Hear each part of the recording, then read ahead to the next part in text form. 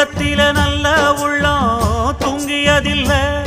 இத நானா சொன்னேன், நாடறிஞ்ச கவிஞன் எழுதினா.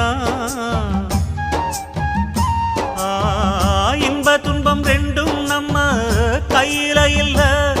இதில் யாராருக்கு என்னவென்று இறைவன் எழுதினா. கல்லடிய வாங்கிக்கணும் காய்ச்ச மறந்தான், சொல்லடிய தாங்கிக்கணும் நல்ல மனந்தான். இங்கு காயம் பட்ட நெஞ்சம் இது உறங்க முடியுமா? என்ன வேலை அது என்ன வேலை? மன நிம்மதிதான் இங்கு என்ன வேலை?